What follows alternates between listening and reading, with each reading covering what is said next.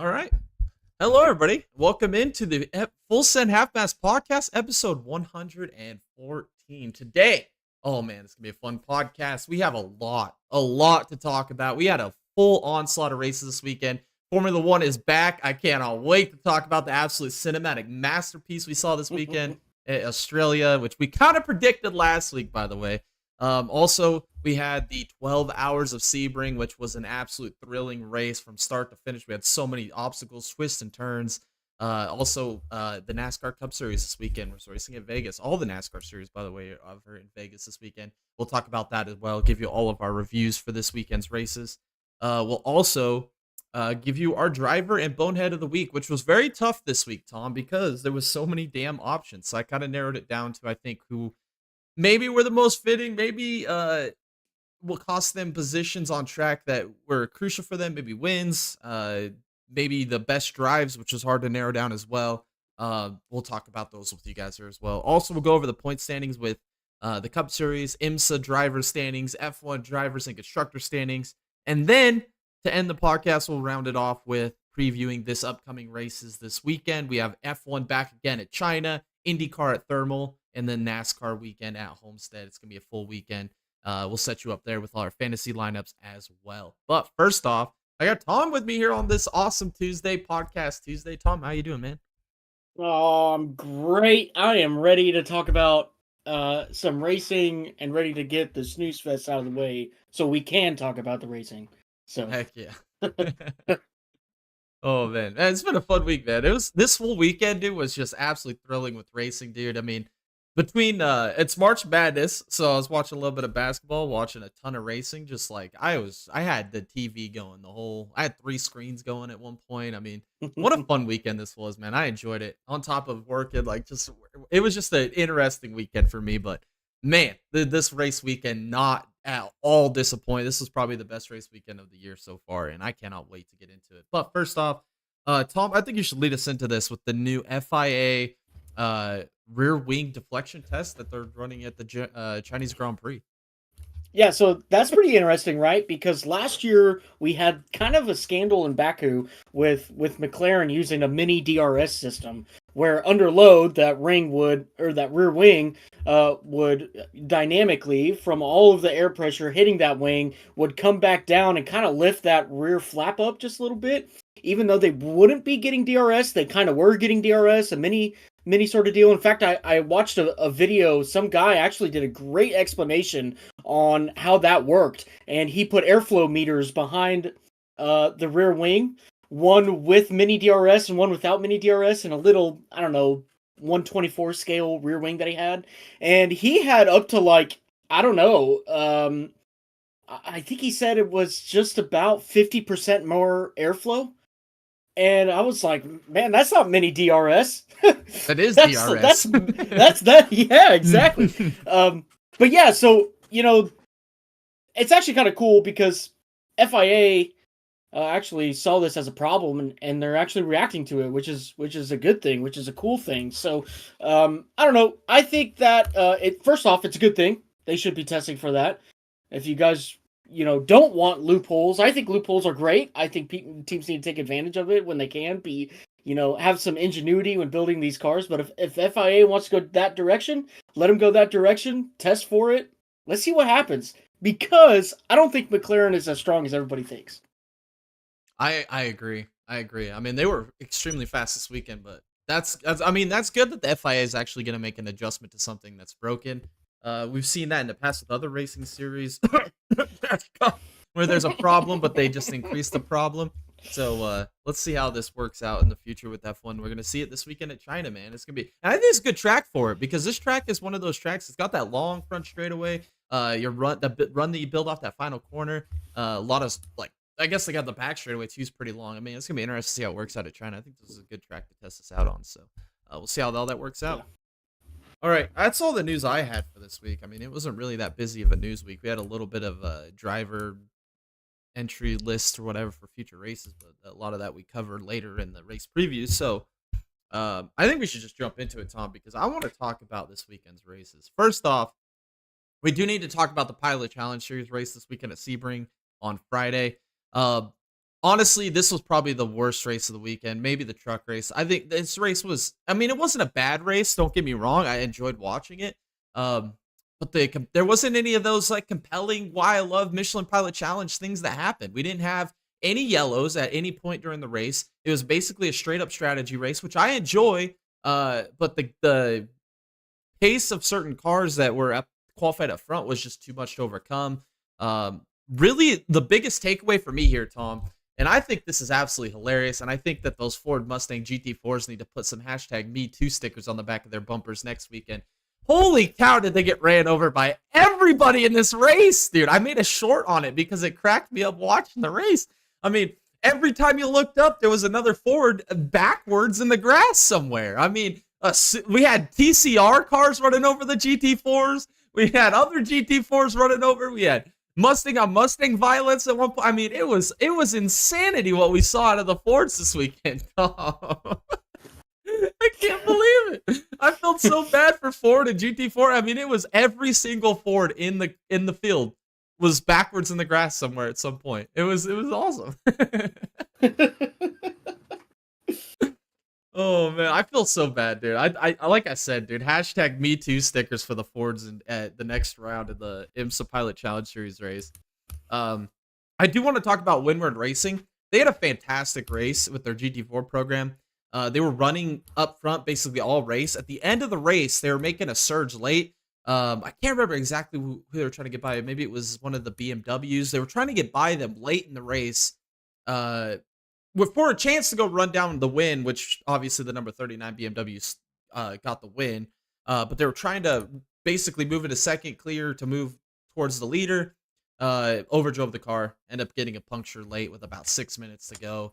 End up ending their race. Then obviously the gap opened back up at the front because the one guy was just basically holding off and just preserving the finish for BMW there, which was unfortunate, but a great run by BMW. They controlled the race from start to finish. Also, winner in the TCR class, Hyundai.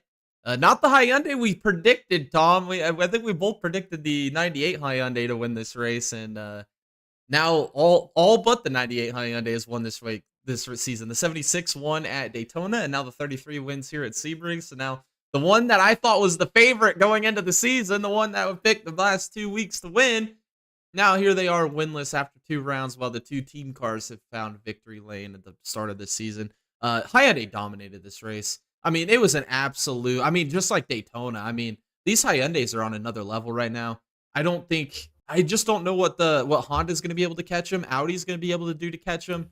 It just seems like we're in a different league here with the Hyundais, especially with the Herta Autosport team. I think it's going to be a long season for those TCR boys this year for sure.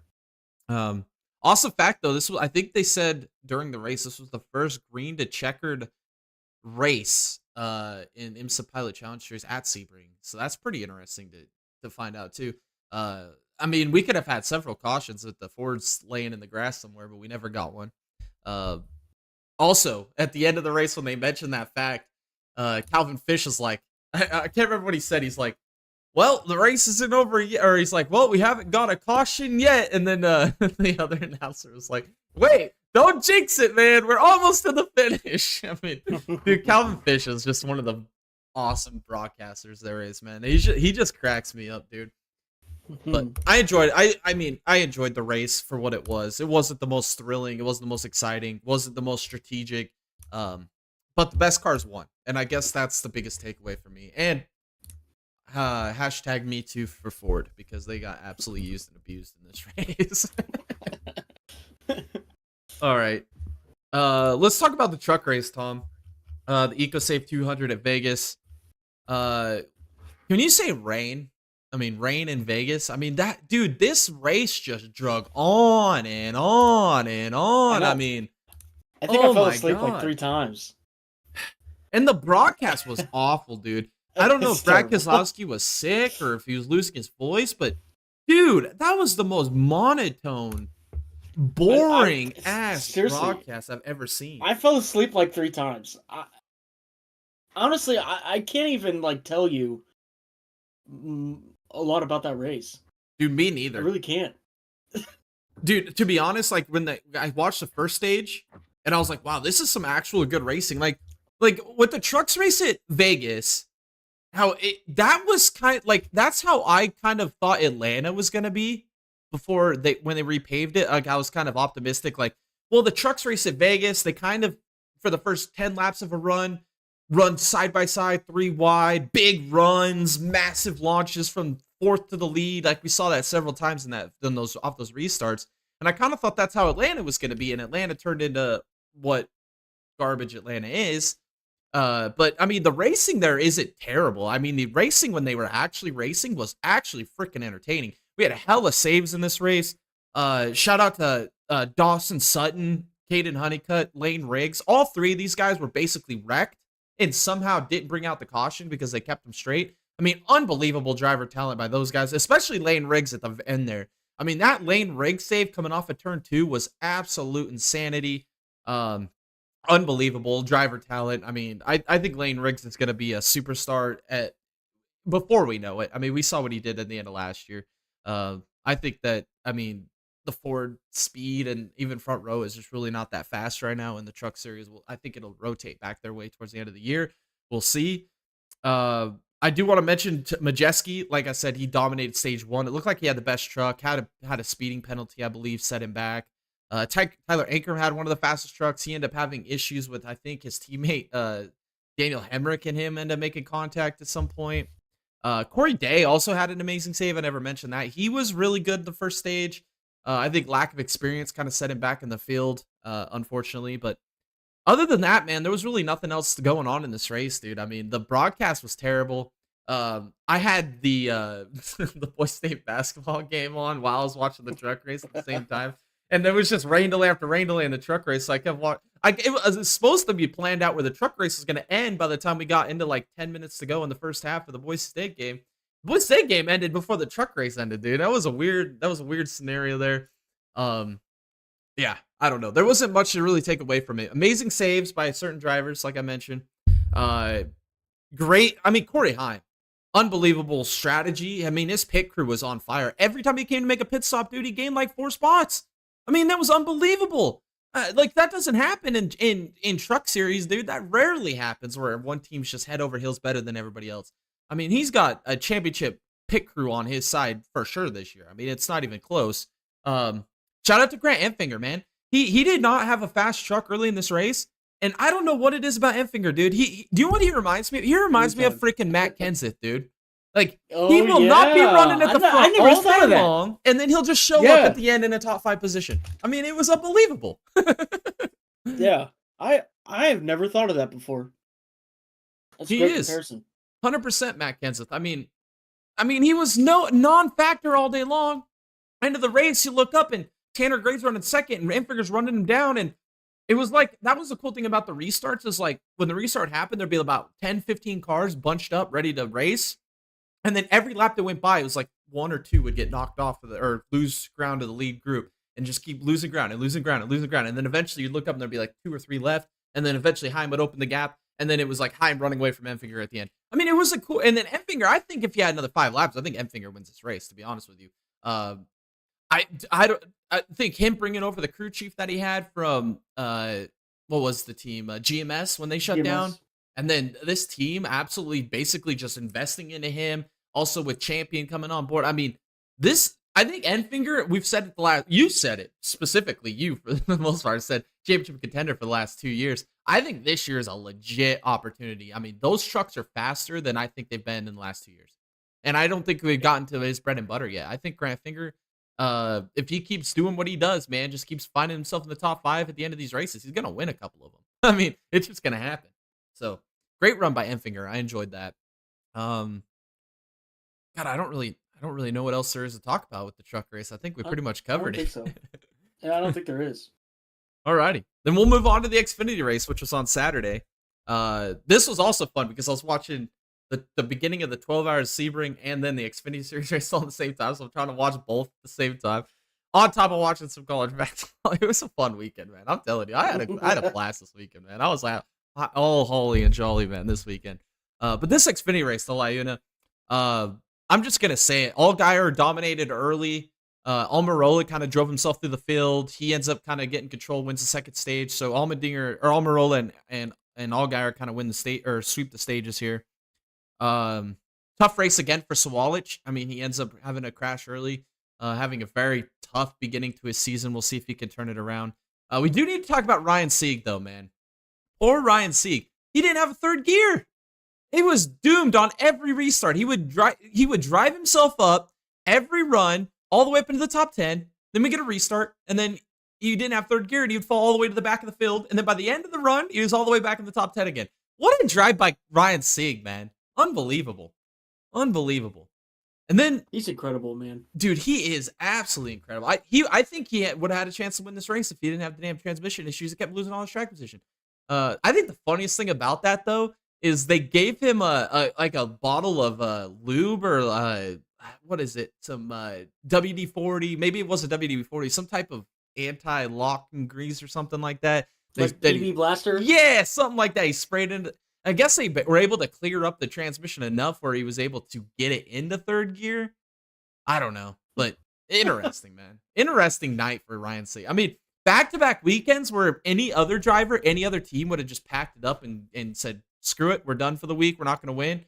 They end up bringing top 10s out of it. I mean, that's unbelievable, man. They finished P7. Great job at Ryan Sieg. We got to talk about Connor Zilisch. God, Connor Zilisch had such a great race. I think he had the best chance to beat Allgaier or Almirola in this race. Final pit stop, money stop of the day, speeding. Speeding penalty. Rookie mistake, man. I'm going to nominate him for Bonehead of the Week. He should have won this race. 100% should have won this race. How do you do that, man?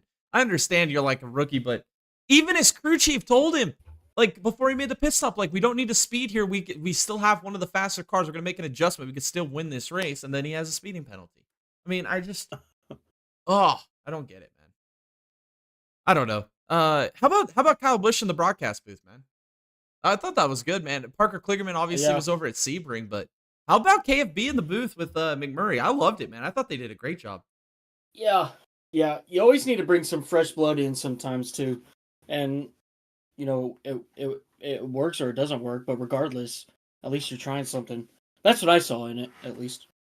Yeah, I agree. I think KFB did a great job in the booth. I mean, I just love the CW booth.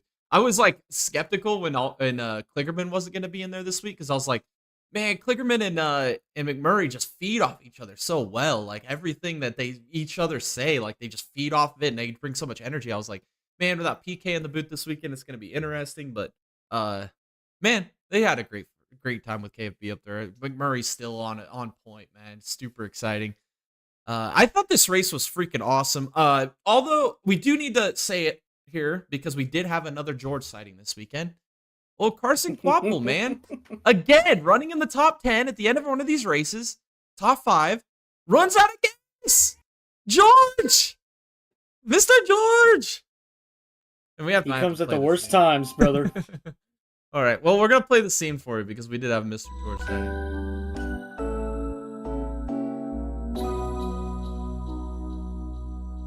Hello, Mr. George. All right. Hopefully you enjoyed that. Hello, Mr. George. I'm so freaking heartbroken for Carson Kvapil, dude. I mean, he just literally has. He is so like mature in racing beyond like his years. Like he races like a veteran. It feels like, but it's like, Coda has the flat tire. Phoenix, I think he had to pit late in that race too for some type of issue, and then again here at Vegas. I mean, do they turn it around, Tom? Do you think Carson Kvapil is a legit championship contender this early in the season? I know he hasn't won, hasn't had the finishes yet, but I mean, he's got the speed. Do you think they could be able to right the ship and be a championship contender? I'm just gonna say no. I mean, he's obviously in a great car, right? He's got a great team. He's got some great people behind him. He's a rookie, so I mean, maybe. I mean, are we dealing with, a Ty Gibbs Xfinity caliber driver? Or is it going to be like another, I don't know, AJ or AJ? Not AJ. Allgaier. Right. I don't know. I think it's still a little too early, in my opinion. I don't really know. I think he's a pretty decent driver, and he's only going to get better at junior motorsports. But I don't know. I don't know yet. I don't know. I don't know. Yeah, I kind of feel the same way. I don't know either. Like I think the jury's still out on it. I mean, when you've got that much speed, like you shouldn't feel concerned. But like at some point, like the results got to be there. Like if you're going to be able to compete for the championship, the results got to be there. And I think that the team, I think it's quick enough to win it. I think the driver's quick enough to win it. But can they put all of the magical pieces together to not have mistakes on pit road, get enough fuel in the car, not overdrive it and get a flat tire late in a race, not have any speeding penalties, like all these little things that build up. I think it's going to cost him down the road. I think he's great though. I'm a huge fan of Carson Kvapil. I think he is. I think he's going places, man. I like watching him drive, man. He races old school to me, man. He does. It's a bit of nostalgia too, right? It is because of his dad. Yeah. And like when I first started watching NASCAR, his dad was driving. Yeah. And so it's kind of cool to see the Kvapil name back out on the track. Like, I think it's just a bit of nostalgia. Yeah, dude. That's how I feel about Lane Riggs too. Like Lane Riggs and like Riggs and Kvapil were the Gilliland. And Gilliland, yeah. And like between Riggs and Kvapil, like they both dominated the truck series for so long. Like those were like formidable truck series guys, like championship contenders in the trucks. And it's like now seeing them, like their kids move on. It's pretty cool, man. And it's cool. I like watching Kvapil. I think he races like a veteran, man. I love it. Unfortunate though, because Allgaier won the race. That stinks, man. That so stinks, bro. I can't stand this guy, dude. I can't stand him. Ever since that damn Atlanta move, I have lost all respect for Allgaier, man. I don't know. Dude, I mean, do you feel indifferent? I just can't stand the guy anymore, man. What he did at Atlanta just still pisses me off, rubs me wrong. Yeah, same. Yeah.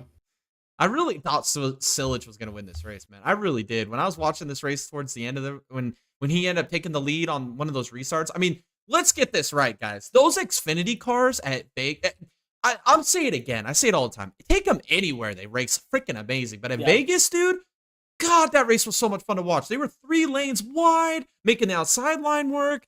Restarts were insane. I mean, they weren't like wrecking and running each other over like we saw in the Cup race, which we'll talk about. But they were just absolutely out of control on the edge. I mean, you miss the bottom, you're losing 5-6 spots. I mean, there was one point in the race, Tom, where they were 3 wide. Was it Kyle Sieg and Ryan Sieg moving through the field at one point? It was so awesome to watch. Redsloff was moving through the field. Let's talk about Redsloff again for a minute, guys. Holy cow, can this guy drive? Holy cow. He can. What an absolutely underrated, slept-on man driving that race car. I mean, Redsloff deserves a Gibbs seat or a junior seat, RCR seat. Shit, if I was RCR, man, I'd be making up a third team right now for him specifically. I would be. 100%. I mean, dude, imagine it. You have Austin Hill, Jesse Love, and Parker Redsloff on a team. Unbelievable. Holy cow. They would dominate every You've got the best of speedway. super speedways. Yeah. You've got a pretty much jack of all trades in Jesse Love, and then you got Parker Redsloff, who's never driven good equipment and is always driving his heart out. I mean, he's so freaking impressive. He really is. It's incredible what he's doing. And an Alpha Prime car, don't forget that. Because he got kicked out of JAR by Chevrolet. Don't forget that. So because the man wanted to race at the Coke Zero 400. Because the man wanted to race. That's why. That's a damn shame for Chevrolet. Joe Gibbs, you need to pick this man up. I agree. That's where that's all the other manufacturers, they snipe talent away from Toyota. You know, it'd be damn time for Toyota to snipe some talent away. Now you're telling me you don't put him in the in that 20 car where Brandon Jones is having an awful season, and you don't think he could outperform Brandon Jones? I think Brandon Jones could go to any team and just fork over the money and still race. Yeah. Parker Redsloff can't. Yeah.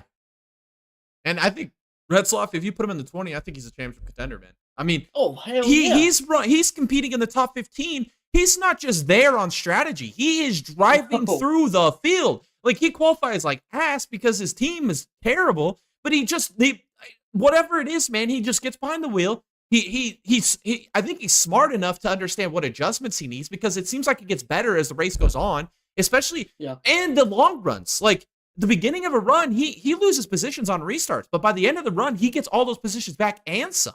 I mean, it's unbelievable how he's able to manage his tires and be able to have a fast car by the end of a run. Who's his teammate? Good question. He's got 2 teammates, the 45. That's my point. Yeah, who knows? Who knows? Parker Redsloff is making that team right now. It's unbelievable. Get that man a back brace, man. Jesus. Yeah, another great run by him, dude. I mean, that's really all I had to talk about the Xfinity. I just love the Xfinity series, man. I just think it's the most compelling series. I think it's got the best broadcasting team, and I think it's just got the best racing, dude, to be honest, and the best cars. I mean, the cars are just so much freaking fun to watch. So watch them slipping and sliding around Vegas was just so much fun to watch this weekend. And what was there? 10 cars to finish on the lead lap? I mean, that was how fast of a pace that they set at the front of the field. But great drives, man. Great drives. All right, I think it's time we talk about Sebring, dude, because holy cow, there's a lot to talk about with Sebring. This was an absolute insane race. We do have to talk about the LMP2 class. I mean, they absolutely turned themselves into a meme. I think the first 6 hours of this race most of the highlights were just LMP2 cars running each other over, running into the walls, running over GT3 cars, making clowns of themselves. I mean, Tom, is this shocking that it was LMP2? No. Oh my God. When you said this first 6 hours was a meme, I think that's an understatement. I really do. I honestly don't. There's probably not. Maybe it's comparable to like the Howard Stern show or something. But like, maybe The View. I don't know. But that thing, it was just comical. Oh, it was great. I could go through the laundry list of the LMP2 cars that got wrecked, but in my notes, I just saved time and I just said LMP2 drama early. I guess the biggest thing that really irritated me is into I think it was what turn 2, the freaking Puff the Magic Dragon, man, out of no fault of his own, just gets absolutely wiped out. I mean, destroys the car. I mean, I was devastated, man. That's like my favorite LP2 car, man. I pull from every damn race. And then all that damn freaking Puff, dude. They're going to have to rebuild that thing. Just like they had to rebuild Rexy after Daytona. They're going to have to rebuild Puff the Magic Dragon after Sebring. That was unfortunate. But, dude, it was just every time you looked up, there was another LMP2 car just absolutely just getting sending another LMP2 off into the gravel traps, off into the... I mean, it was just comical for the first 6 hours of this race. I mean, that's exactly how I'd summarize the first 6 hours. Also, early in the race, Ricky Taylor, we got to talk about Ricky Taylor, man. He was trying to make a pass on the number 023 Ferrari GT3 team through the S's, and it looked like live that he just absolutely ran over the Ferrari and sent him into the outside or into the barriers and destroyed his race. He had to do a stop and hold penalty, lost a lap basically a lap and a half to the leaders through this incident. They interviewed him after the incident happened, and he said he never even touched it. I tend to want to believe him because Ricky Taylor's like the cleanest driver in IMSA, in my opinion. Like, you never see him run into anybody. You never see him make contact with anybody. But it's like, it looks so freaking blatantly obvious that he ran him over. Like, I understand where the freaking race control was looking at. I mean, do you buy it, or are you selling it with him running over the Ferrari? He ran him over. That's what I'm thinking, dude. I mean, I want to believe him, but damn, bro, it looks so obvious. How can you argue against it?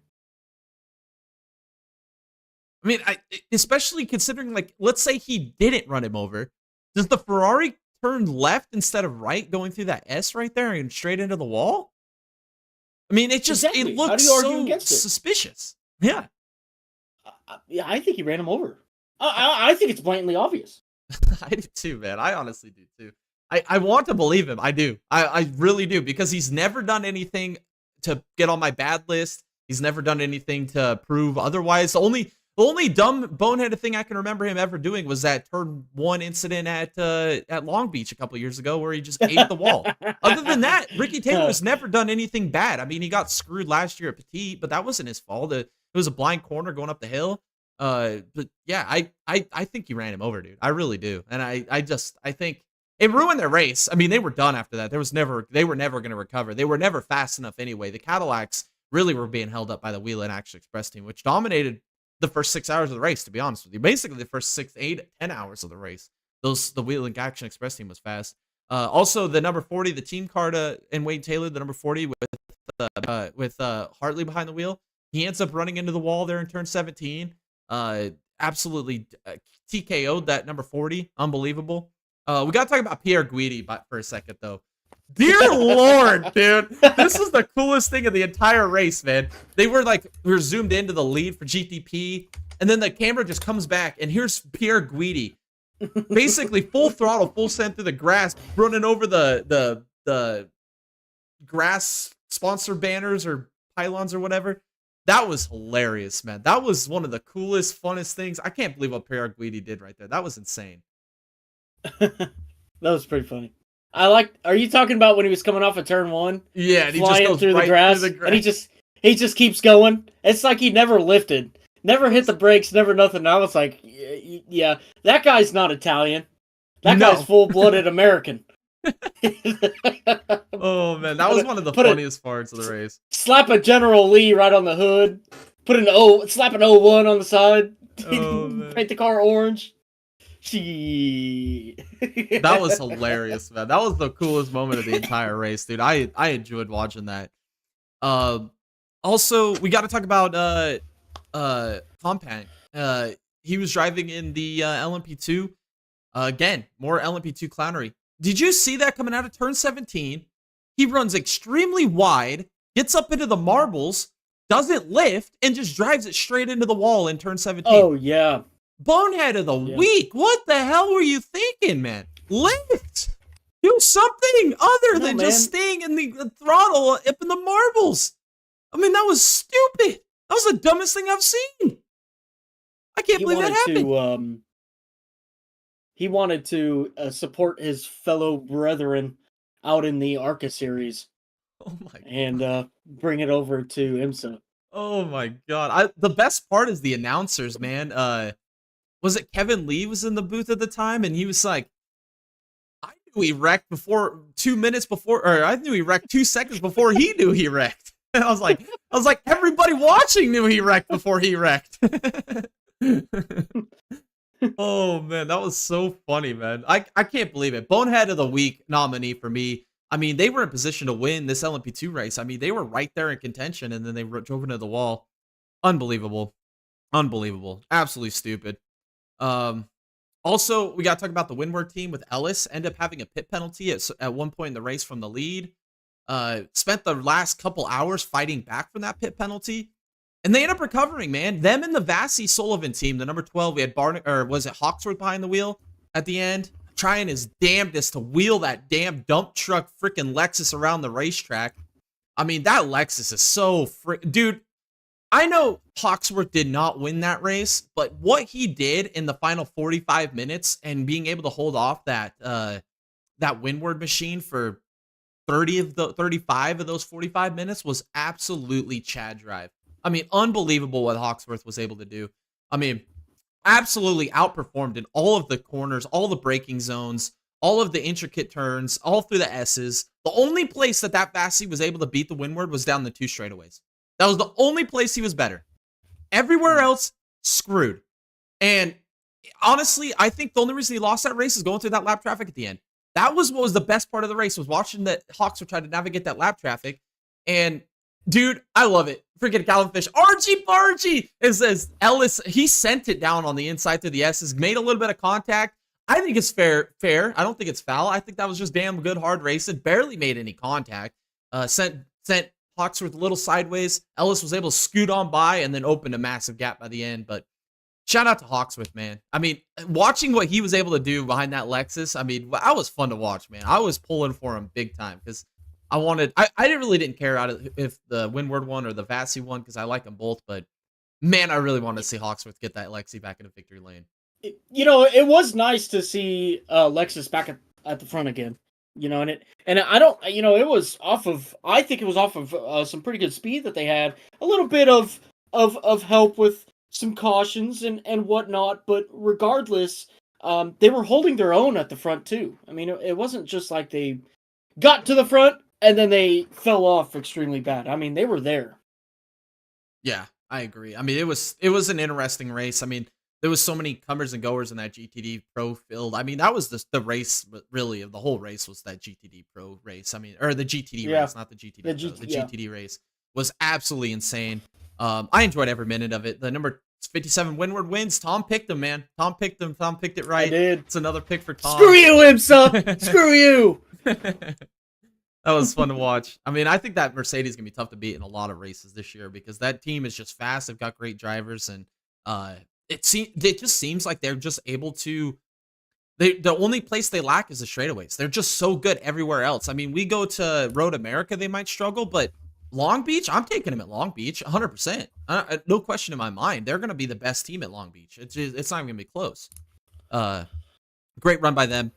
We had a great battle at the end in LMP2 as well. CrowdStrike was leading late, navigating through lap traffic. The leader, CrowdStrike, ends up dumping the winner from Daytona, the AWA Corvette, in turn 17, and has to make a pass-through penalty. That was like 6 minutes to go. It killed the race. I don't even know where they finished. It doesn't even matter. Handed the lead over to the number 43 Interpol, who was getting ran down at the end by the Tower team with Bourdais behind the wheel. Bourdais had a great race. Let's just put this into perspective. LMP2 was a shit show. Bourdais was not a shit show. Bourdais was probably the best driver in all of LMP2 on Saturday. Had a chance to win late. Was running down the Interpol and the CrowdStrike at the end. I think they just ran out of car. I mean, to be honest, that Tower team is just so disadvantaged. It feels like Bourdais was driving his ass off. I think he ran his tires out from underneath him. I don't think he had any tire left at the end. Wasn't able to compete for the win. So that was unfortunate. But damn, man, I wanted to see Bourdais win, man. So bad. So bad. Redemption from Daytona.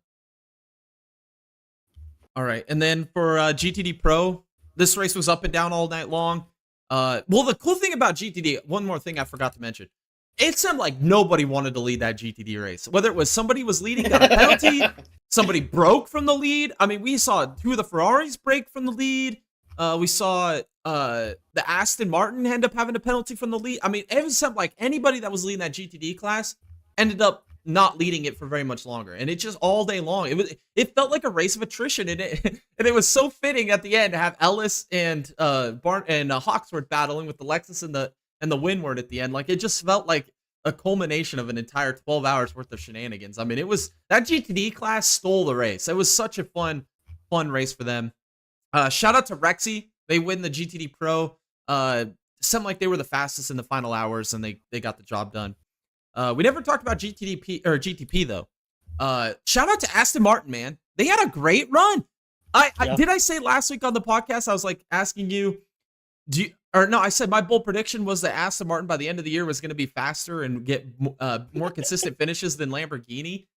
And they did it in the first race in the season. First freaking race. The Lamborghini's just absolutely dog water, dog trash, can't compete. And Aston Martin was on the lead lap for, 11 of 12 hours of this race? I mean, competing. I mean, they were better than the JDC team. Yeah. Unbelievable. Crazy. It's really crazy. I mean, it just goes to show how far, or maybe the lack of care that the Lamborghini team has, maybe. When you declare yourself out 40 minutes into a 24-hour race, that to me is crazy. That's cowardice to me. Yeah. That's just throwing in the towel and quitting. I mean, yeah. Unbelievable.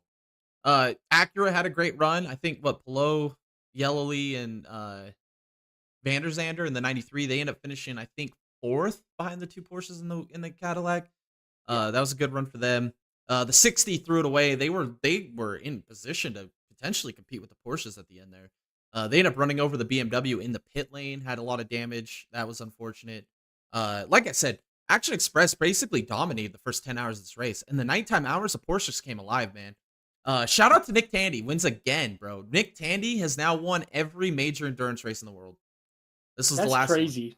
That is crazy. We're calling him Mr. 24. I think he's Mr. Endurance, man. He is solidifying himself as one of the greatest of all time. Yeah. I mean, we still have Christensen, which is basically the greatest of all time, but I think Tandy's like knocking on the doorstep, man. And he's still got juice left in the tank, man. He could still win lots more races. Yeah. Yeah. I'm a big fan of Tandy. I've been giving him a lot of shit the last 2 years, man. Just because of some of the dumb things that he does.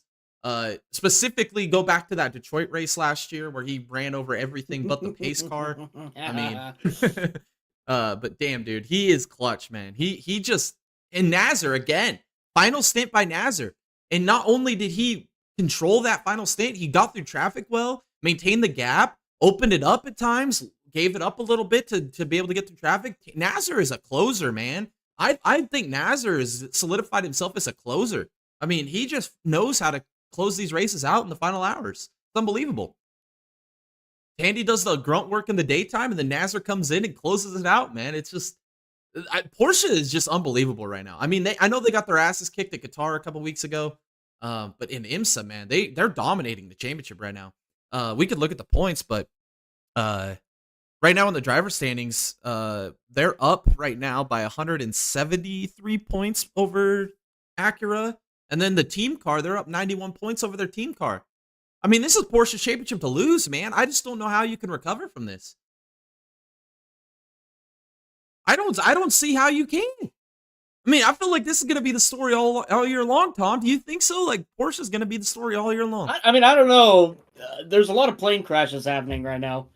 I mean, we could wipe out a whole IMSA team. You know what I mean? But I don't know. Anything's possible. I mean, I guess my biggest surprises are BMW's a lot faster than they've been. The results haven't showed for it. Acura seems like they've picked up right where they left off. They just haven't been consistent enough to win. Cadillac's been dog water. I mean, it seems like Cadillac is just not going to be able to win anything at this point. And then Aston Martin is a sleeper at this point. the way this is going, dude, I could see Proton finding a way to victory lane this year, man. They're in the Porsche. They're the fastest non-manufacturer team. They're kicking the shit out of JDC, and JDC Miller has more resources. They've always been a better team. I mean, they always go into motorsports big appendage swing. And it just seems like right now Porsche is just going to dominate, and I think Proton's the next team to find victory lane this year. I hope. I hope so too. Sweet. I'm trying to put that out into the future, or into the universe. You know, I enjoyed this race, man. This race was a banger, dude. I mean, if honestly, if it wasn't for the F1 race, I'd say this is the best race of the weekend. But we are going to be talking about that here in a minute. And holy cow, dude! But damn, dude, this 12-hour Sebring, dude, sports car racing never disappoints, man. This was an awesome, awesome race, start to finish. All the twists and turns, all the drama that you get, the late race caution that seems to come around. Navigating traffic, the great battles for the wins. I mean, I don't think IMSA's in any better place than they've ever been than now. I mean, what an awesome, awesome start to the season. The 36 hours of Florida, they call it.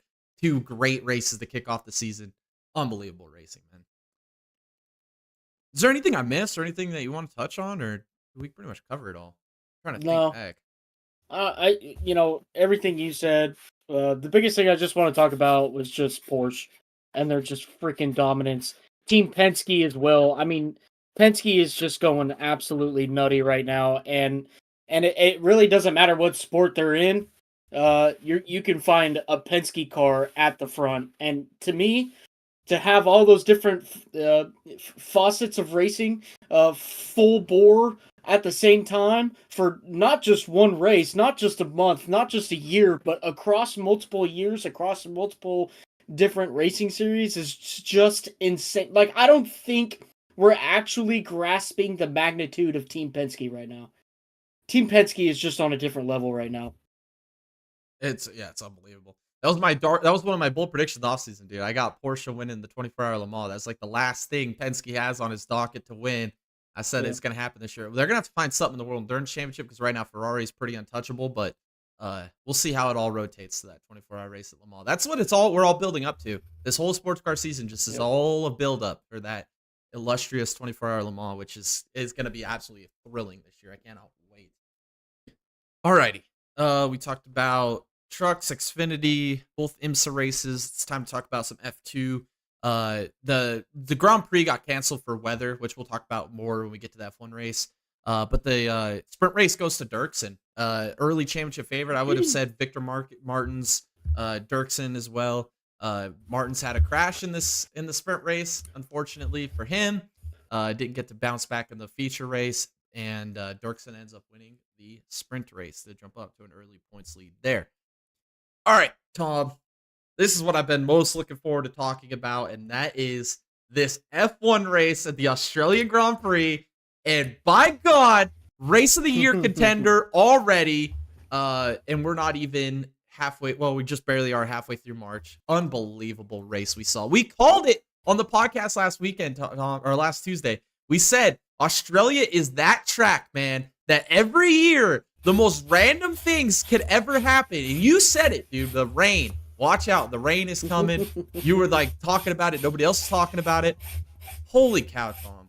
I mean, I don't even know where to start. I think you should start us off here because, I mean, wow. I mean, you just lead us off to whatever you want to talk about this race. There's so much to unpack. So let's just talk about that opening lap, right? Okay. Lando Norris actually held on to the lead after turn 1. Unbelievable. I can't remember the last time that happened, to be honest with you. I can't either. I mean, I was up anyways because we had some tornadoes coming through, and I wanted to be up just in case anything happened. So I was like, you know what? I'll just turn on the race, and by God, thank God I did, because I was just gonna watch it the next morning and just watch it then. But watching it live, this was freaking magical. But I mean, absolute chaos. Just absolute chaos from lap 1. Was it Doohan wrecking out on lap 1? Well, yeah, Doohan wrecked out on. Yeah, Hadjar wrecked under formation lap. So formation lap. Yeah, that's right. We're already having drama right off the rip, dude. Oh my gosh. We had a delayed start, then they had to delay it again because of Hadjar. I mean, Holy cow, bro! What was And happening? and everyone else. I mean, you know, so yeah, and then Signs wrecks under caution. Unbelievable. I mean, this all happened within what, 15 minutes, 20 minutes, dude. It happened within like, 15, 20 minutes, but it felt like 3 hours, dude. Like yeah. it was the weirdest thing, bro. Like Yeah. unexplainable. But what we did see though is a lot of back marker cars being moved up. Right, we saw Sauber getting into the top 10 with Hulkenberg. We saw some good stuff out of Albon, which Albon, holy shit, what a race he had. But we also had actually let's never mind. Well, I'll talk about that at the end. But really, what we saw after that, we got some racing in, right? We got some Verstappen out. We got out in P2. We had Lando in P1, Oscar Piastri in P3. And did we get a pit stop before Alonso? No. Well, I'm trying to think. So we had that safety car with Signs. I think the only ones that pitted under that one were the Haas cars, because the Haas cars were garbage. We'll talk about that. Yeah. Okay. So then Alonso wrecks. Yes. Which was kind of a weird wreck. I mean, he was on the curbs and applying gas at the same time. He kind of went around, but out of anybody, Alonso, I don't know. I feel like something's off there. I feel like, or maybe he had a little bit of jitters, because you don't get that a lot as an old man anymore. But I mean, I don't know. But anyways.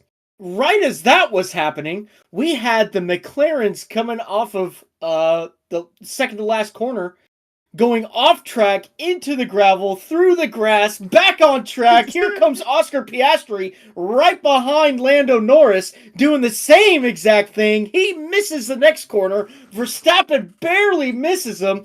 Oscar Piastri goes out into the grass, and then I think Lando pitted right then and there. Verstappen kept going around. But the Oscar kind of stole the show right there, because he was just sitting there in that wet grass and he got the car out. That's impressive. Oh man, that's he was just really spinning impressive. the tires. And I don't know. He just kept rolling it backward. The crowd goes wild, dude. Wild. They were absolutely ecstatic. Dude, you would have thought he won the damn race, dude. Dude, that's what I'm saying. Like, the dude just lost his race right here by a mistake, and everybody's losing their freaking minds. I saw a guy who took a video who was in the grandstands right behind Piastri. He's absolutely losing his shit, like throwing his beer around, and he like tossed his hat up in the air, and he's like, "Oh, it's Oscar Piastri, yeah!" And I'm like, dude, he just cost himself the race. What are you doing? Like, I guess it really didn't matter anyways, because half the field was out. But I don't know. I thought it was really cool that Oscar Piastri actually got that car out of the grass there, out of that wet grass, because that was a tall ask in itself. But he did it. But the fans, man, they were probably 14 pints deep. Aussie, yeah, right. Like they were watching some rugby match or something. I don't know, but that whole circumstance right there happened because we had a little bit of rain hit the track, which really made it more exciting, and a little bit of tire strategy happened there too, because Verstappen elected to stay out on some slicks. And McLaren decided to pit for the intermediates, which I believe was the right call. I don't think Verstappen should have stayed out right there. And to be honest with you, with the performance that McLaren had, they obviously have the best car at the moment, and they're going to be really hard to beat for the championship, unless Red Bull can bring some performance updates. But we really don't know how these cars are in the dry in a race trim. So we saw a lot of speed out of Williams during the dry. It kind of translated to the wet, but I'm excited to see them as well. But yeah, so that all happened. Then we got a safety car. We had Bortoletto crashing in the second to last corner. We had Lawson crashing in the first corner, which, what a freaking joke. What a freaking absolute joke. If there's anything to validate how big of a joke that the Red Bull talent team is, it's that right there. You have fucked up 3 drivers in a row. 3 drivers in a row. Everybody just to put this out there. When Sergio Perez got announced that he was not coming back to Red Bull, everybody screams Tsunoda. What do? You take Lawson. Why? Why? It's so dumb. And then he goes out there and proves that in turn 1. And the only reason why I say this is because that old guy, Helmut Marko. Helmut Marko, yeah. He is just off his rocker for this guy. And I don't know, maybe, Dollar General need. Maybe Lawson's got, the hearts in his eyes for him or something. I don't know what it is. Pleases him on and off the track. Whatever it may be. But I don't understand this decision being made. Tsunoda had a phenomenal race in the second car for Red Bull again. Outpaces his teammate, outqualified him, outraced him. It's just the same old song and dance for Tsunoda every freaking race, every freaking year. I don't understand it. Please, Cadillac, pick this man up. You won't go wrong. But yeah, that's pretty much the race. What we saw at the end was some pretty good driving by Verstappen. He got really close to Lando Norris towards the end of the race, just couldn't get it done. I think that McLaren car is going to be really hard to beat this year. Because if Max can't make a pass in the wet, oh man, there's going to be some issues there. So, I expect to see Verstappen P3, P4 driver probably week in and week out. I think Ferrari was kind of hiding a lot, or the rain hit a lot from Ferrari this year. Plus, Hamilton's learning a lot about that car. I think George Russell's pretty quick, which brings me to my next topic, Kimi Antonelli in that other Mercedes seat. Holy shit. What a drive, dude. Oh my god. That is the marking of the next superstar driver in F1. To go out in your rookie race, and it being the rain-soaked race that it was, in a brand new car that you were in, and you go out there, you don't crash, you don't make a mistake, you don't hit anybody, and you finish P4. Holy shit, dude. What? That is an insane drive. Insane. That was probably, I was off my freaking rocker about it. And starting last year, when he made his drive for Mercedes at Monza in the free practice, I was like, dude, this guy's going to be the next biggest thing. I called something for once. But yeah, man, holy cow, what a drive by Kimi Antonelli. A great performance by McLaren. We kind of expected them to be a little bit quicker than anybody else. Let's talk about the downers, though. Haas. What the hell? Dog water. What the hell? What happened? I feel like we're watching Alpine in action again from last year. Alpine. Can we really get a true measurement off of them, though? They've got that loser duo in there, and then we got Gasly wearing the back brace for the team. Where did he even finish in the points? I don't think he did. He had him, and then he made that mistake with 2 to go. Same spot Alonso had his mistake and ended up losing the spots to Ferrari, and then I think Gasly snuck by 2. Yeah, I don't think he finished in the points, but regardless, Gasly could have put that car in I don't know, top 8 probably, top 7. Well, he would have finished. The mistake doesn't even that mistake. Yeah. Yeah, whatever. He could drive a car way further up than P8. Oh, 100%. So I'm not even. It's just whatever. It's Alpine. Is it a career waster to sit there? I'm pretty sure I could confidently say yes. With that, I think Alpine is just hot garbage. But last thing, Hulkenberg.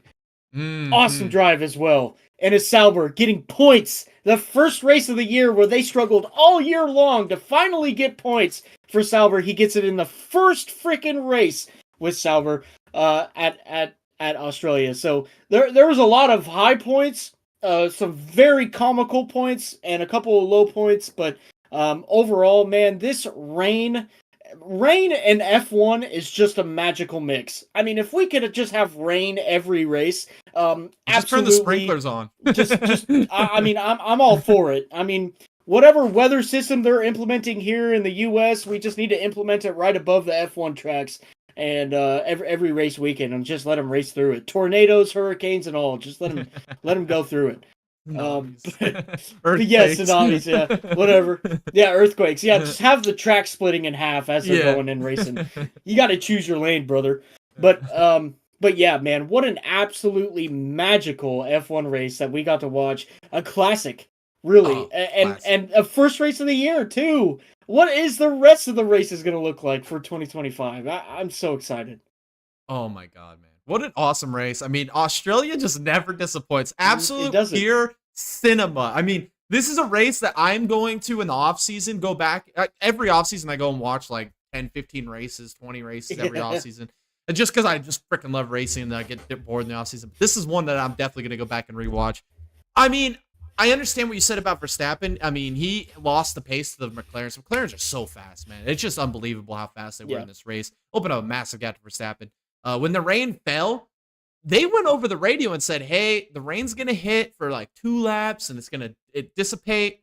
Ferrari screwed themselves on that strategy, man. Because even Verstappen, I understand it was the wrong call in hindsight that he didn't pit there.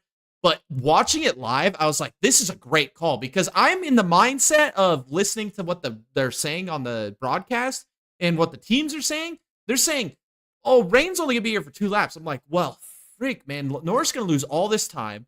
Verstappen's going to be able to stay out. It's going to not be raining anymore. Maybe he'll have enough grip in those slick tires that'll give an opportunity. Maybe we'll get a safety car while he's still leading, be able to pit while we're under safety car scenario and be able to stay in front of Norris. And it just never worked out that way, right? It just never worked out. Ferrari choked it completely. I mean, I saw the stat. What is it? Hulkenberg has more points than Ferrari does in constructor standings right now. I mean, typical Ferrari, dude. It's like, what are the 3 constants in life? The sun's going to rise in the east, set in the west, and Ferrari's going to fuck up their strategy. Everything in life is good and right in this world, man. I mean, Ferrari was an absolute dumpster. I mean, again, Albon. I don't think he gets enough credit for the drive he had this weekend. He held off Lewis Hamilton for like 25 laps before that Alonso crash. I mean, Albon and that was in the wet conditions. And then when the track dried up, he still had the pace. And then he had the pace again at the end of the race when he was trying to hold by Kimi Antonelli. Again, Kimi Antonelli, Tom said it, man. This dude is a driving machine, dude. Kimi Antonelli is the next Max Verstappen. I'm here for saying that right now on this podcast. He is a fantastic driver. I do got to correct you though, Tom. He did make one mistake, but it didn't affect his race one bit. He made that pass on, what was it, Hulkenberg? Then he spun out, rebound, came back and repassed Hulkenberg like 2 laps later, and then checked out and drove all the way back up to the front of the field. Mercedes, great strategy by Mercedes. I hate to say that because I'm not a big Mercedes guy, but I might have to be starting to pull for these guys now.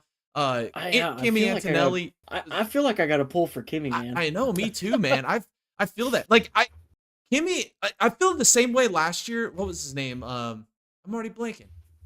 Huge fan of this guy. He drove for Williams. I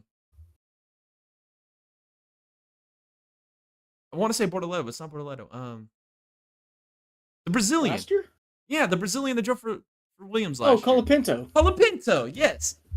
Colapinto impressed the hell out of me in his first F1 start. Kind of faded. I would like to see him get back to F1 because I think he is also a superstar. But Kimi Antonelli, I think he's replacing Doohan. I hope so. I would love to see Colapinto back in F1. I mean, out of the rookies, let's talk about the rookies for a second, Tom. Hadjar. I never thought he deserved this F1 opportunity. I watched him in F2 the last 2 years. Nothing ever impressed the hell out of me with him. Bortoleto, I could say the opposite with. Bortoleto, I don't know what happened with him. It looked like he hit the wall, then something broke, and then I don't know what happened with him. Lawson is awful. I think Hadjar is awful. I think Doohan is awful. I think all three of those guys are overrated. I think Behrman is awful. He had a terrible weekend. Let's be honest. He wrecked in free practice, qualifying, couldn't finish any sessions. I mean, he had a better race. I don't get the hype. To be fair, he had a better race than he did all weekend, but still, the horses are terrible, and I don't think you build something around someone like Behrman. I just don't. I mean, he had that one good race at Jeddah in a Ferrari car that was overpowered for the time period he was driving it in. I mean, if Sainz was behind that car, he would have podiumed in that race. But the rookies were just terrible, man. I think their best bet is, I think Bortoleto might have had an off race. I think Bortoleto is probably your second best behind Antonelli. I don't know if you agree or disagree with me there. If we're ranking, I don't know. I don't think there's anything impressive about Behrman. Everybody loses their minds about Behrman. I've never thought he was impressive. He got a P8 at. He got his ass kicked every week in F2. Jeddah. Yeah, I mean, by his teammate. I don't understand. I mean, Bortoleto. I don't know. I'm kind of indifferent about him, but Hadjar and Lawson and Doohan. Garbage. What? That's like those are like DEI hires, brother. They're terrible, man. I don't understand it. I really don't. I think it's going to be a long year for these rookies. I think by the end of the year, I mean, yeah. I would have loved to have seen Bortoleto get like an opportunity like Lawson has. Like, I think if Bortoleto versus Antonelli, if they were both in like a Red Bull or Mercedes, I think that would have been a great championship battle for the rookie of the year or whatever. But all the other ones, man, I just don't see the hype. I don't get it. I mean, I said it. I texted you during the race. I said, this is the rookie crop we get when we let Frederick Vesti, Teo Porcher, we let those guys walk. And now they're both being Frederick Vesti's over in the World Endurance Championship, absolutely kicking ass right now. And then you've got Teo Porcher, who got screwed by McLaren not once, not twice, but 3 fucking times. He's over here he's working at McDonald's somewhere now. I mean, it just pisses me off, dude. And then like, I'm excited and then we got Colapinto sitting on the sidelines. I mean, I just named 3 freaking rookies that we could have had in F1 right now that would have been way better options, man. Come on now. I mean, pay to play, rich kids, no talent. Other than that, dude, this race is freaking awesome. Norris wins, Verstappen P2, Russell P3. So we have all 3 manufacturers basically being favorite championship manufacturers being represented in the top 3, except for Ferrari. Like I said, they fucked up their strategy. Typical Ferrari. Constructor standings are tight though, because with the Piastri incident, that makes McLaren and Mercedes are tied at 27 points apiece for the Constructors Championship. And then Red Bull, obviously 9 points back with the 18th, with Lawson wrecking out Max Verstappen, putting the team on his back. Again, another back race guy here. And it's going to be another year just like it, because they're going to do the same thing with Perez. They're just going to hold on to him for some godforsaken reason, and they're not going to get a better driver. So we're going to watch another season of Max Verstappen wearing that back brace again. By God, he's going to have a surgery by the end of this year. I agree. It's going to be tough. It's going to be tough. And then for driver standings, obviously Norris, Verstappen, and Russell, your top 3 after their finishes. No more fastest lap point. And I love that about the broadcast too, is they said, well, that guy's got the fast lap, but it doesn't matter because we don't have a point anymore. And I think that's the dumbest thing the FIA ever did. That was coming from Crofty and the other guy in the booth. I can't remember his name. But yeah, they were like, that's so dumb. We don't have the extra fast lap bonus point. I'm like, I agree, dude. That was such a strategy thing, man. Like literally, what was it that one year where was it Williams that didn't have a single point at all, or not Williams? Maybe it was RB Get One Free team. I don't remember. But they didn't have a single point until like 7 or 8 races in, and they ended up having one good race, and they knew they weren't going to get points. They came in and threw on some new tires with like 5 to go, ran the fast lap of the race, ended up getting 10th and the fast lap, so they ended up getting more points than they would have scored, or they would have not scored any points at all. I mean, that was just like something that added intrigue to the race, especially for like those teams trying to battle for those few points for the money at the end of the year, you know? So it's like, I don't know. I love this race, man. Like you said, Tom, this was a freaking magical race. I don't think there's anything you could complain about. It had everything. It had strategy. It had weather. It had wrecks. It had execution on pit lane. You had double stack pit stops. You had safety cars. You had comers and goers throughout the field. You had, like with Kimi Antonelli especially, Hulkenberg driving through the field. You had good storylines, underdog teams fighting at the front of the field. I mean, you had great battles all throughout the day. I mean, lots of passes, more passes than I think I remember in any Australian Grand Prix of the last 3 years. I mean, Australia is always entertaining, but it's not known for like these major passes or big runs or whatever that people are able to make through the field. And we had everything in this race. There's nothing you can complain about. And fantastic finish as well. I mean, at the end, Verstappen's running down Lando Norris. I mean, in an under-advantaged car. I mean, that was just fun to watch. I enjoyed it. Just a downside that Norris won. I just don't like the guy. I think he's a bitch, but that's just me. Maybe. I don't know. Oh, man. Is there anything else to add to the F1 race? I think we pretty much covered it all, didn't we? Is there anything else that we missed? No, there's really nothing else. Just, if you haven't seen it, go watch it. It's incredible. It was insane. But Race of the Year nominee. Like, when we get to the end of the year, this is going to be probably one of the nominees. I mean, we're mid-March. There's, another 8.5 months worth of racing to go, but who knows, man? Who knows? This might be the one that's on the list of 4 at the end of the year. All right, we got to round it off with our Cup Series recap. Cedric Larson win the stages. Thought I'd throw that out there first. I think this race, Tom, can be boiled down to pit road problems. I mean, we saw a plethora of freaking pit road issues. Loose wheels. Way to go, Briscoe. Again, has this guy, man. I am over. This whole 19 team, Chase freaking Briscoe. I mean, I'm over this guy, man. I hope he never wins another race. I hope he flops. I mean, what an absolute tragedy for Joe Gibbs Racing putting Briscoe in this car. I mean, if at the beginning of the year, Tom, if you were to say, hey, out of the SHR misfits with Priest going to RFK, Barry going to Wood Brothers, Gregson to front row, and Briscoe to JGR, we would have both probably sat up here and said Briscoe was going to be the one that was going to win a race first, be the best in the points. He's the worst. He's the worst.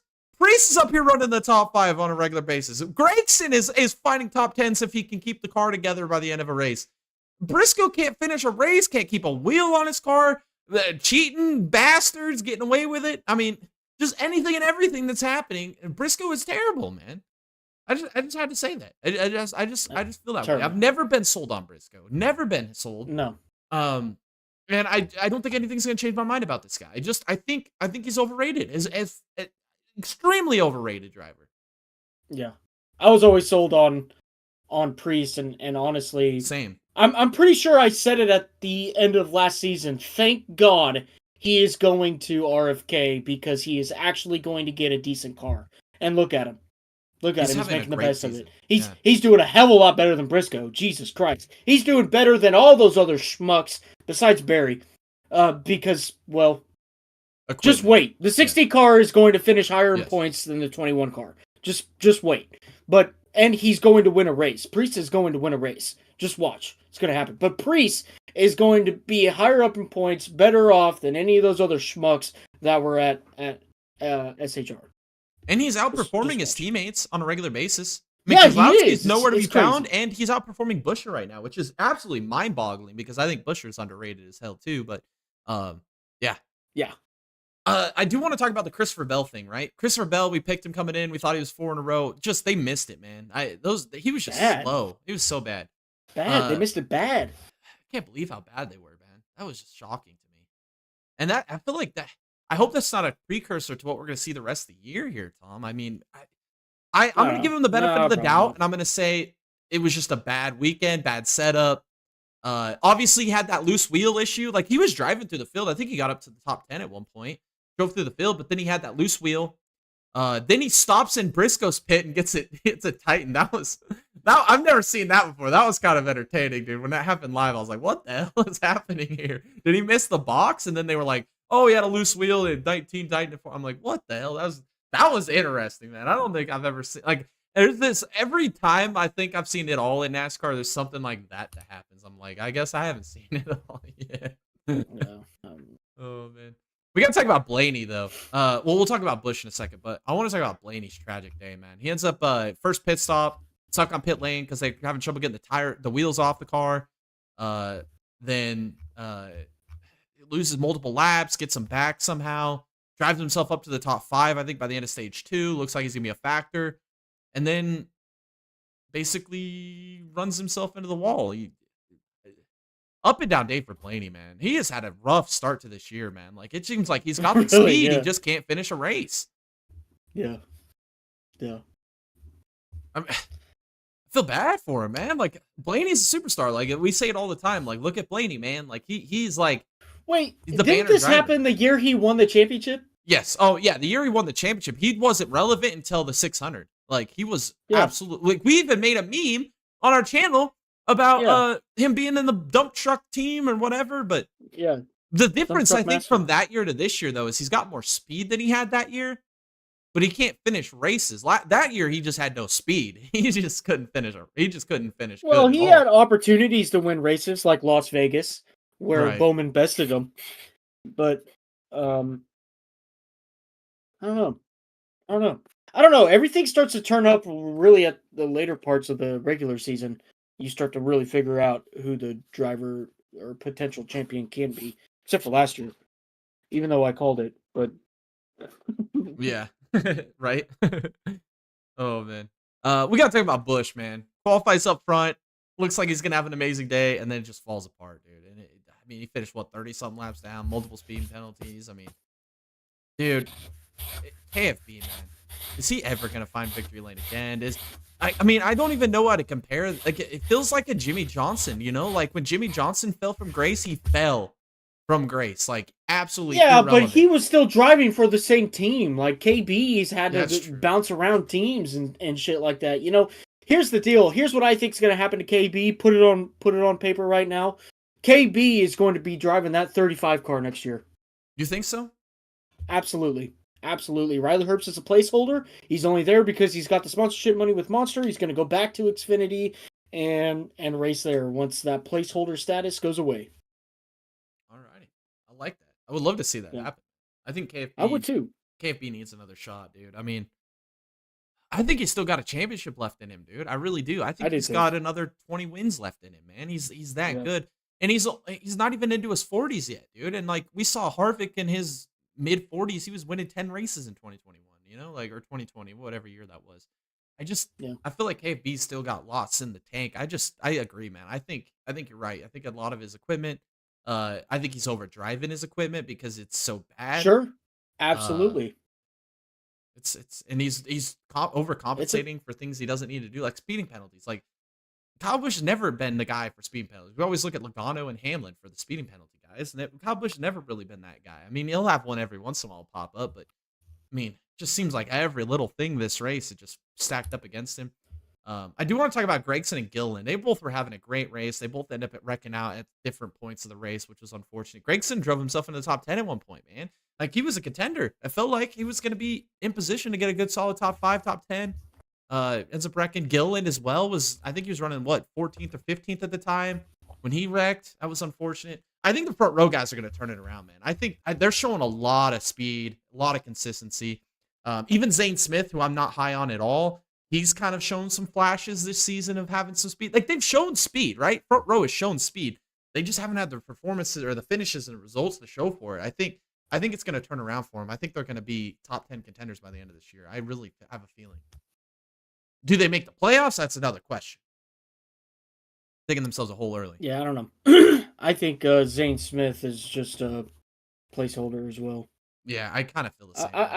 I really don't feel like he's just cut out for it. I mean, he could be the next Matt Crafton of the Truck Series. He could be the next Justin Allgaier in the Xfinity Series, but Cup Series, I just don't think it's cut out for him. I think they're grooming. R.I.P. Sorry. Honestly, they're what? Sorry, I think they're grooming Lane Riggs for that. Oh yeah, for sure. Oh, for sure they are. Absolutely they are. But yeah, I don't know. From the 4 car to the 34 car, I mean, who has a better chance of winning a race? I think it's a toss-up. I think they both are quality drivers that could win at any given race. I mean, well, but that's not the problem. The problem is that front row needs to finish a fucking race. Yeah, that's the problem. 100%. You know, I mean, like they can't do it. They'll run really good. They'll run really good in the middle of the race, and by the end of the race, it's just over. I don't know if it's execution. I don't know if it's circumstantial. They just can't do it. I don't know. Yeah, I agree. I agree. Um, let's see. Let's talk about the winner, I guess. uh, Josh Berry. Josh Berry wins the race. I mean, me and you have not been high on Barry or Barry. Find the Barry or Barry, but he wins. He actually wins a race, dude. I don't know if I'm more shocked. I was I'm shocked. pretty shocked. I'm pretty shocked, dude. Oh When man, when I was watching that and it was like 10 to go, I was like, "There's no way, dude, no same. way he holds on to this, I was waiting no for him to way." And make a then like mistake. 5 laps to go, and I was like, "Is this for real right now?" Like, I don't think it has sunk in is yet for this me at all either, dude. Like I really just no? I was listening to Fox Sports Radio and they rarely talk about anything but NFL, but they were for some reason they were doing the updates and they did a report and they were like talking about Josh Berry and they spent like 3 minutes talking about Josh Berry winning his first race and I was like, that's the craziest thing, dude. Like how the hell do they That's care crazy. about Josh Berry? Yeah. I was like, Yeah, I don't know. that's the weirdest thing. Josh Berry is a Kevin Harvick driver, right? Well what do you mean he was the one that replaced Manager? Harvick? Oh No, yeah, yeah, manager. yeah. He is a Kevin Harvick management driver. Yeah. Interesting. It's just crazy. I don't know, man. I still don't. I'm not sold on Barry at all yet either. But No, me neither. I don't know. I don't know. We'll have to see. Maybe he'll turn into a superstar. Maybe we're wrong. Which we've been wrong about a lot of things, guys. We've eaten crow every time. Every time. I'm not ready to eat crow yet. I mean, anybody could win a freaking race on any given Sunday. I mean, except for LaJoy. I think we've kind of established that on this channel. I mean, I said that nobody. I led like a list. I was like, oh, there's only like 15 drivers could win races, and then as I said that, I had to continually eat crow as we saw the Harrison Burtons of the world win races. And then I was like, all right, I'm decided. The only one that can't win is LaJoy. And that's kind of where I'm still at. So it doesn't shock me that he won. Well, it shocks me that he won, but it doesn't shock me that he won, if that makes sense. Because like anybody can win, it feels like. I guess the last thing I do want to talk about, the broadcast sucks again. We just got to throw that out there like every week or continue with gag. But why with all these loose wheels, Tom, I say it all the time, but why are we running a single lug on a 3,500-pound race car? It just makes no sense, man. I mean, the weight. I mean, they run, like the wet cars and stuff. Yeah, but They're they that weigh. heavy. Well, the GT3 cars are what 30 or 28, 2,900 pounds. Yeah, I mean, roundabouts, DTM. Yeah, You about the same know way as a GT3. Yeah. what else? Uh, uh, European Le Mans. Yeah, What's that? What's European Le that one? Mans, AL, or Asian Le Yeah, Mans, European Le ALMS. Mans, yeah, Yeah, ELMS, ALMS. I think the problem lies because they even had a graphic during the race of those locking tabs that I talked about last week. Yeah. Um, of those locking tabs, how they demonstrated them makes no freaking sense. It's not a locking tab. Mm. It does nothing for the car. It doesn't do a damn thing. They just were like, "Oh yeah, just make sure that you know that you're the lug nuts on." Why would you do that? Make it spring loaded. Yeah. Make it so tough that the lug nut can't back out, like how IndyCar does it. Very rarely do you see an IndyCar wheel fall off. Very rare. It's extremely rare. We had one last year at the. No, it wasn't even last year. Oh, was it last year with Ray Hall at the Indy 500? Yeah. Or was that yeah. 2 years ago? No, that's 2 years ago. Yeah, 2 years ago.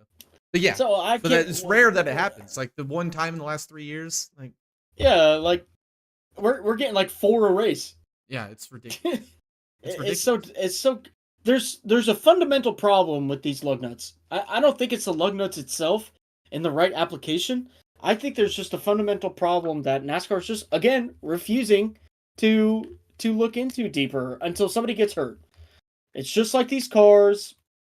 These wheels are going to hurt somebody, and then they're going to look into Well, it. I'm concerned that it's going to hurt a fan because where is it happening the most at? It's not happening on short tracks. It's happening at mile and a half and super speedways. Like Yeah. somebody, like driver's going to get hurt, a crew member's going to get hurt, a spectator's going to get hurt, an official's going to get hurt. Somebody's going to get fucking hurt when this wheel goes flying off at 200 miles an hour and climbs the catch fence one of these days. It's going to happen, dude. I mean, I don't know if we need to go into wheel tethers. I don't like. We got to like Tom said, we got to redesign the entire construction of the lug nut and the mounting process. There's something. I mean, I feel like the suspension. What, they suspend you for one race? We need to start taking points away at this point, man. Like You got every time a wheel comes off, that's 5 points gone, and take Yeah, the but cruise this is away. NASCAR's fault. Yeah, true. This isn't a team's fault. They're mandating parts. I get what you're saying. Again, I mean, it lies on NASCAR. And again, you can't convince me NASCAR cares about safety. You just can't. Yeah. And they just don't. They just don't care. Add it to the list. Yeah. That's all I got for the Cup race. I mean, it was just. Yeah, I got one more thing. Oh, you do? Okay, cool. Yeah, because just concerning the broadcast, everybody on X, everybody is just absolutely dogging on Mac Joy. Oh, Just, Mike Biden like, Joy?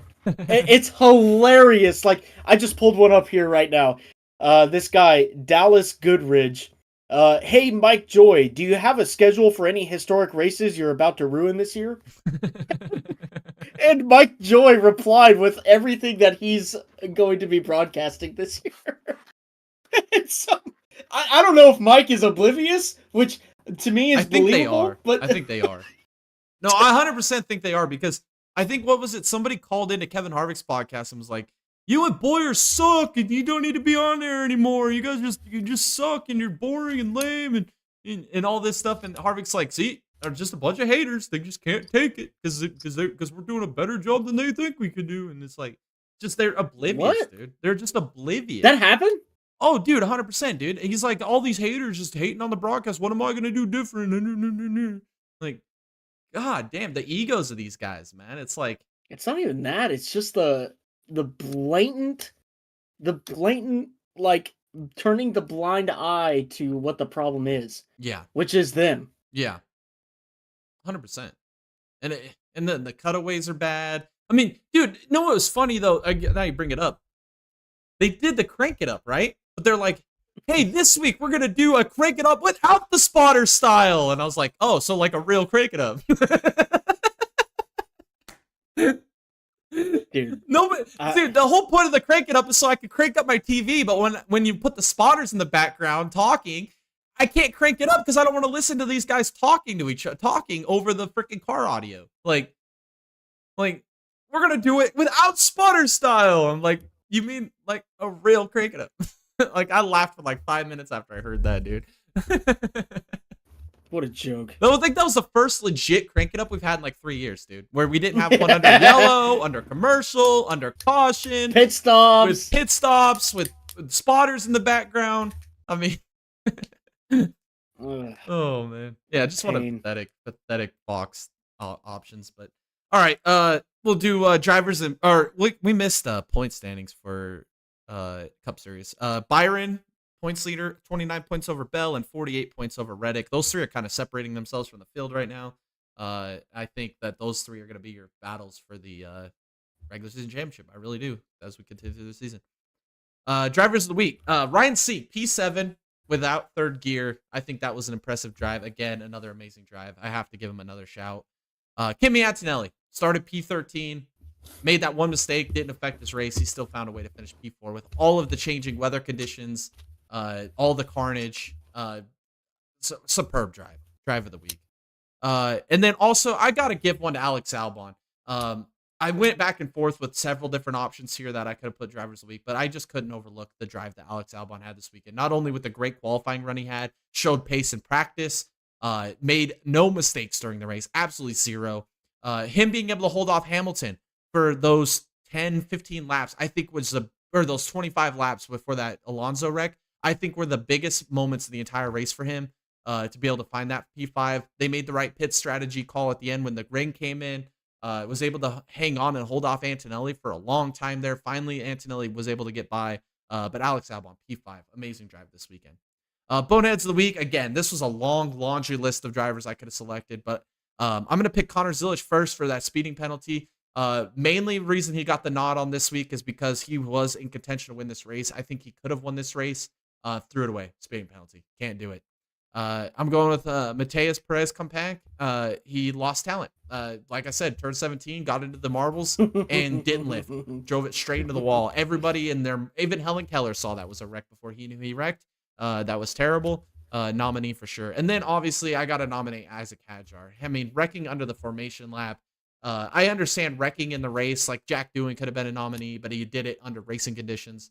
Liam Lawson wrecking under racing conditions, Bortoletto under racing conditions, Alonso under race conditions. I'm gonna nominate Hadjar. He didn't even make it to the first lap of the race. I mean, that's pathetic. All right, those are it for this race weekend, man. What a fun race weekend that was, Tom. I enjoyed it, man. It Yes. felt like we were back in the motorsport swing, man. It was so much fun. I enjoyed it. Two banger races with the IMSA 12 hours of Sebring and the F1 race. And then another mid race. I'd say Xfinity standards mid. Out of the other races, really good Xfinity race. I mean, it's look. It's just another weekend where NASCAR gets bested. Yeah, exactly. Again, I mean, how many times that can happen this year? Probably a lot. Alrighty. Let's do it. Race previews this weekend. We have Trucks Xfinity Cup at Homestead. We also have IndyCar at Thermal Club for the points race this year, which is going to be exciting. And then as well as F1 is back for a back-to-back weekend, we have the Chinese Grand Prix. All right. So first off, notable entries in the Truck Series. Brandon Jones being the number one for Tricon. Kyle Larson, Corey Day will both be Inspire trucks this weekend. And then Ross Chastain back with Nice. That'll be interesting in the 44. Kyle Larson running triple duty because he's also in the Xfinity race and the number 17 for HMS. Bonsignor will be with JGR in the number 19 this weekend. And then Corey Heim will be racing in the 2311/Sam Hunt Racing number 24 machine. And then JJ Gailey will be making another cup start this weekend with NY Racing in the number 44. Alrighty. Friday, the Truck Series. The Baptist Health 200. Truck Series has been entertaining at Homestead the last few years. I think this is probably the best track for the Truck Series. I think that's going to be extremely entertaining. We've seen a lot of guys really commit to the bottom. A lot of guys really commit to the top of the Truck Series. I think this is a track that's going to fit different driving styles. There was a lot of guys I wanted to take, right? I think this track's going to be a great track for Rajah Caruth. That's why I'm going to take him as my dark horse. I think he's going to be, I think this is a track that really fits the style. I think Larson is definitely going to be a threat.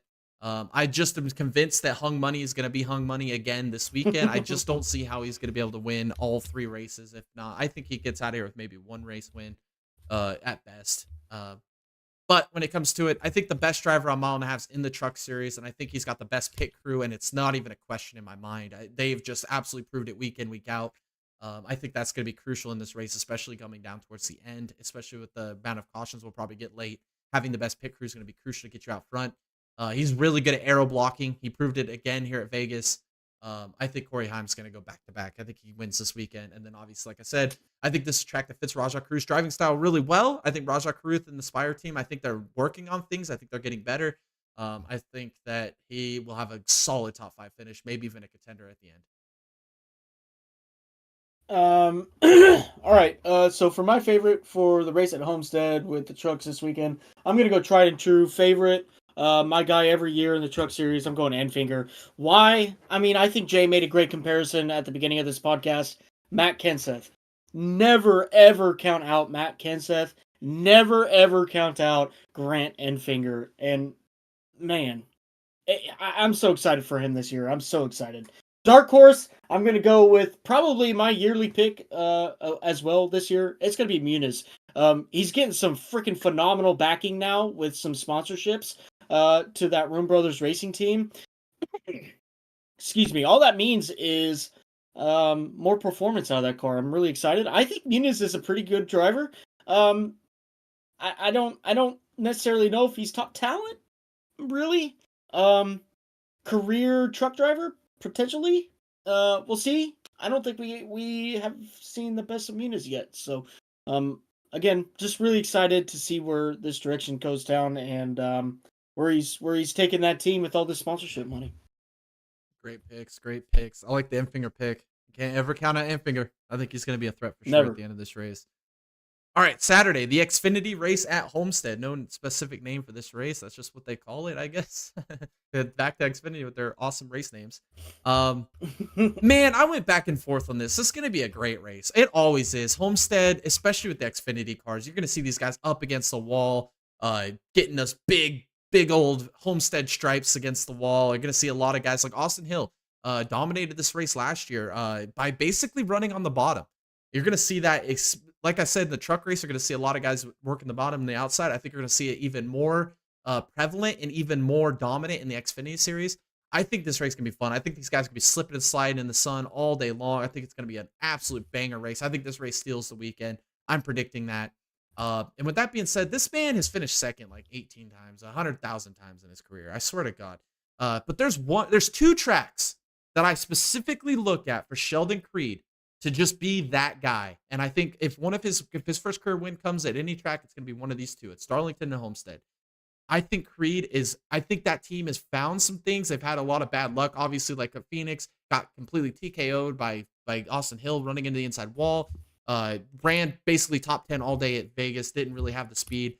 I think Creed can get just that little bit more out of that car at a place like Homestead. I think he's going to be right up against the wall, rim riding all day long. He's going to be super fun to watch. I think Creed gets his first career win this weekend. I'm calling it right now. I think this is the weekend. Ooh. All right. I think he's gonna best hung money this weekend. I really do, and I think Austin Hill's gonna be good too, man. Don't count out Austin Hill.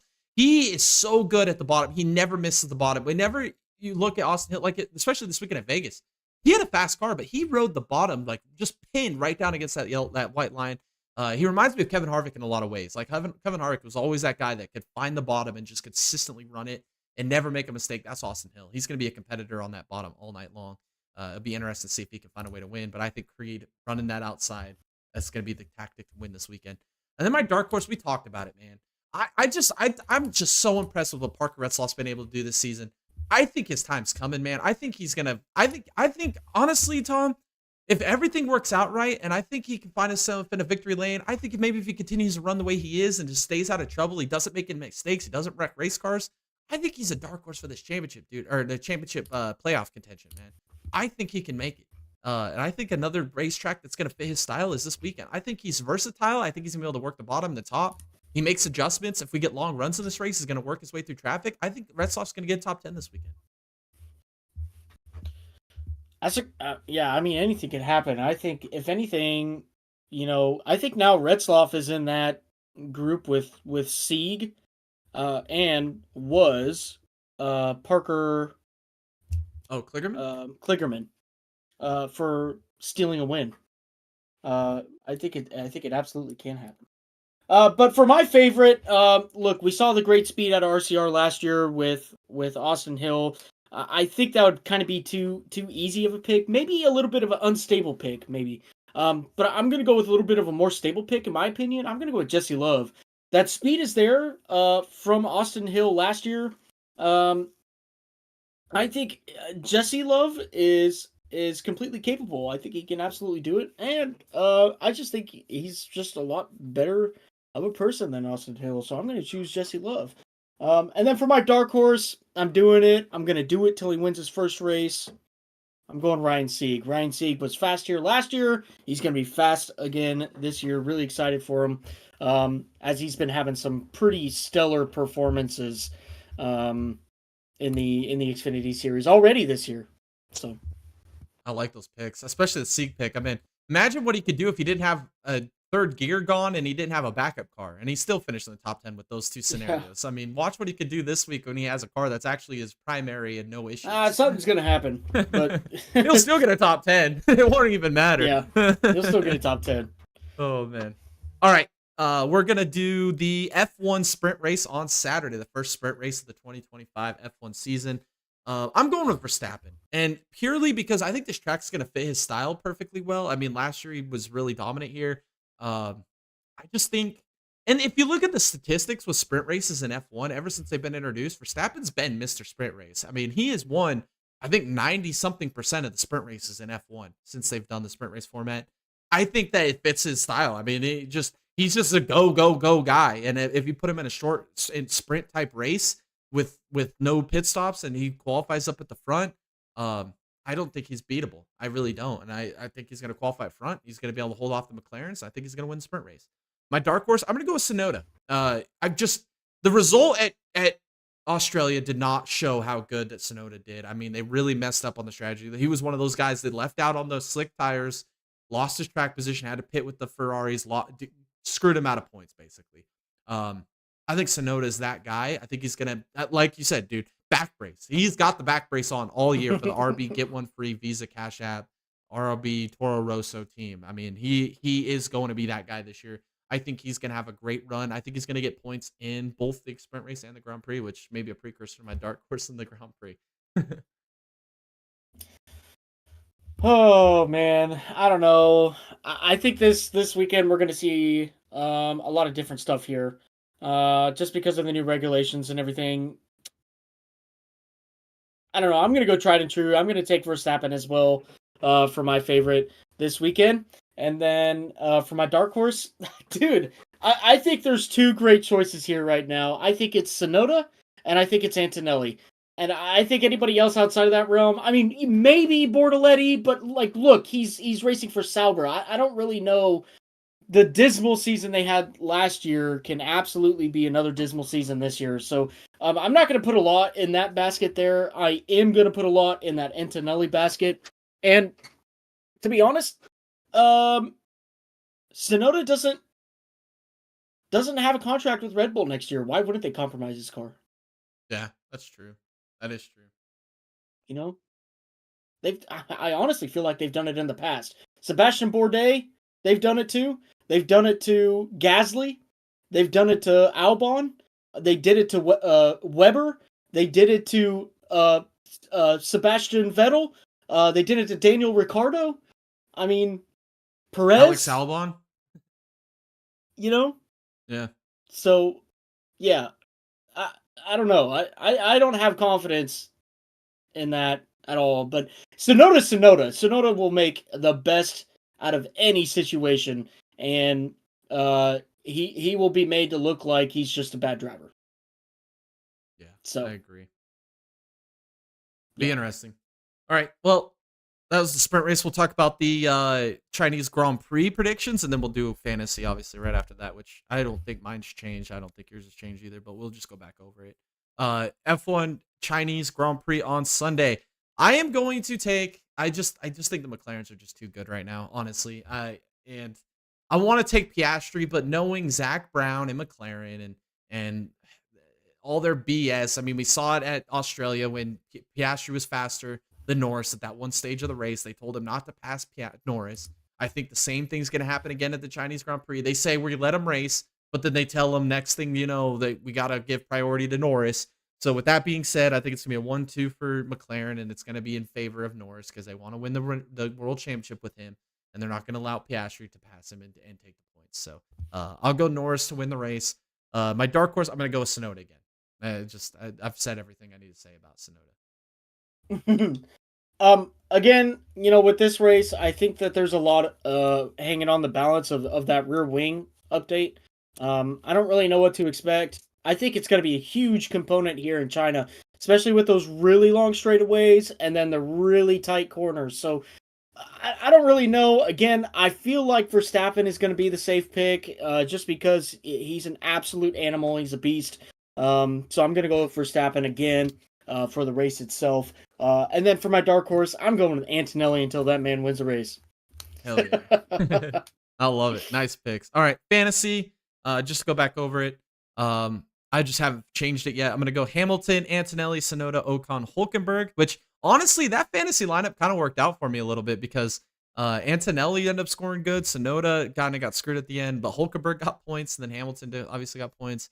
I'm going to stick with it one more week, and then I think I'll change it after 3 weeks. I just really don't know how the season's going to progress here, man. Like, we're so early, so I'm going to stick with those 5 drivers. The manufacturers, obviously, I'm going to stick with Ferrari and Haas again. I mean, I messed up with Haas, but I just can't take the hit right now. Haas is garbage, dude. I did not see that coming. I would have thought Haas would have been better than Williams, better than Sauber. I mean, I can't believe how bad Haas is. They were so god-awful at Australia, man. Well, I think I did pretty good. I mean, I had Hamilton, Antonelli, which were the same there. And then I had Hulkenberg, which finished in the points, 8th. Alonso finished... Alonso wrecked. Ooh, I took Alonso. Yeah. I thought I took Albon. Oh, shit. I did bad. So I did Alonso and Bortoletti, which both of those didn't finish in the points. But I think Alonso will have a better... He'll be better throughout the year. Just had a... Damn. So Well, you had two drivers not finishing the points, and I had two drivers not Yeah, finishing the points. I think we're only separated by 10. I think I'm 10 points ahead of you in the fantasy, and I think it comes down to I don't really know what Really? it came down to. Yeah, I don't know how I'm 10 points ahead of you. Yeah, because I had McLaren It's and probably because Sauber. Ocon finished higher than Alonso, and Bortoleto also wrecked. So I think the fact that Sonoda and Oh, Ocon didn't wreck and okay, Alonso and Bortoleto did, I think that's the 10-point separation right there. Because it was okay, tight. I mean, I had to check it this morning, and it was 10-point separation. So we're just okay, really okay, tight. okay. Well, and then I had McLaren, which turned out to be a good thing, and then Sauber as well, which 50-50. So Which that could have been also a factor in the 10-point difference too, is because both of the because Ferrari. Piastri finished Oh, that's behind it the right two there. Ferraris. Yeah, that would be Yep, it yep. too. That's it. That's it. Yeah. Yep. Okay. Alrighty. Next is the IndyCar race, which we've made an executive decision here on this channel. We had a tie in the Cup Series and IndyCar Series races for the watch party this weekend, but unfortunately, they both start at the same time. So we can't do both watch parties. We can't be in two places at the same time, watching two things at the same time, which we will be. So what we're going to do is we're going to do an IndyCar watch party, but we're also going to be watching the Cup race while we're doing the IndyCar watch party, if that makes sense. So it's going to be an IndyCar watch party, but we'll also be kind of talking about the Cup race in here as well. Kind of talk out two birds with one stone. But it's mostly going to be an IndyCar watch party for this weekend's IndyCar race at Thermal Club. So my pick for this weekend, I'm going to go Colton Herta. And hear me out on this one because this is an interesting pick. Colton Herta last year in the All-Star event, he was the fastest car. If you guys remember, he went with an alternate strategy to get track position at the beginning of that All-Star race. It was a shorter race. He started at the back of that field, went with an alternate strategy on tires, was able to make a lot of passes. I think he drove himself up to like 5th or 6th by the end of it, but just didn't have the track position. I think that Herta and that team, I think this is going to be a great weekend for them. Obviously, you're going to have to beat Pelot. You're going to have to go through Pelot to win a lot of races this year, and I think that is going to be your main favorite going into this race. But Herta showed a lot of pace here last year. We're in a full race. If he qualifies better, they nailed the strategy, which we know it's damage-ready cars. They've really struggled on strategy in the last few years. I think they figured it out this weekend. I'm going to take Herta as my favorite to win this race. And then also, I'm going to take Rosenqvist. If you guys remember last year with Meyershank, Rosenqvist had a damn good race. He finished second to Pelot here. I think that, and again, those damn Meyershank cars were the third best team, I would say, arguably behind Penske and Ganassi at St. Pete. I think these Meyershank team, with the relationship they have with Ganassi this year being increased, they're basically the 4th or 5th car at Ganassi. With Meyershank this year, I think that's a big help and a big boost. I like their driver lineup with Marcus Armstrong, Rosenqvist. I think they're going to have a great run this weekend. I think Rosenqvist is a top 5 driver at the end of this race. I really do. And I mean, shoot, with how good he ran last year, man, I think he's a threat to win, too. So I think it's a great dark horse pick. Yeah. Yeah, great pick. But here's the deal: Pelot still won by like 15 seconds. That's true.